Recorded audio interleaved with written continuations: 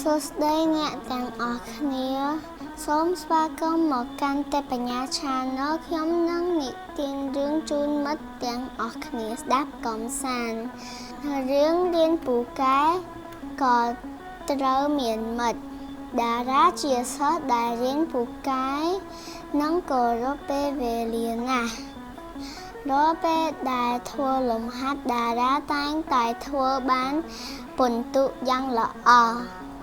ដោយសារតែរៀនពូកែតារាមិនចូលចិត្តអ្នករៀនខ្សោយនិងមិននិយាយរកអ្នកណាឡើយមិត្តតែងតែហៅតារានឹងមករកលេងជាមួយតារាតែតារាមិននិយាយរកឡើយនៅក្នុងថ្នាក់សិស្សជាច្រើនតែងតែចង់លេងកំសាន្តជាមួយតារាតែតារាមិនចូលចិត្តពួកគាត់ទេដោយសារតែគិតថាគាត់ជាមនុស្សពូកែដូច្នេះមិនគួររាប់លេងជាមួយក្មេងៗដែលរៀនខ្សោយទេដូច្នេះហើយតារាជាក្មេងដែលមិនមានមិត្តនឹងគេទេតារាមិនខ្វល់ឡើយព្រោះគាត់ជឿថាគាត់មិនចាំបាច់មានមិត្តភក្តិក៏គាត់អាចរៀនពូកែបានដែរនៅវេលាថ្ងៃមួយពេលទៅសាលាកង់របស់តារាបានខូចតាមផ្លូវតារាត្រូវជួសជុលនៅកន្លែងជាងតាមផ្លូវជាងប្រាប់ថាត្រូវការពេលជួសជុលយូរឲ្យតារាទៅសាលាសិន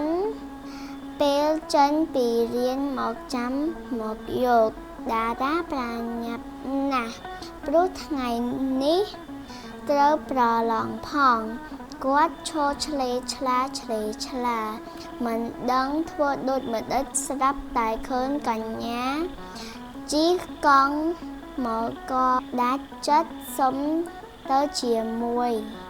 កញ្ញាក៏ញញឹមហើយឲ្យតារាជិះជាមួយ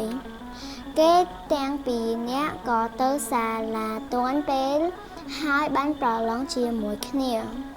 តារាគិតក្នុងចិត្តថាទោះជារៀនពូកែយ៉ាងណាក៏ត្រូវការមានមិត្តដែរព្រោះយើងមិនអាចរស់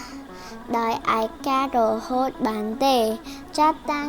ពីពេលនោះមកតារាតែងតែរាប់អានមិត្តនិងមិនប្រកាន់រឹកពីទៀតទេសូមអរគុណអ្នកទាំងអស់គ្នាដែលបានតាមដានស្ដាប់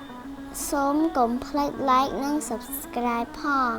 សូមអរគុណជួបគ្នានៅវីដេអូក្រោយបាយ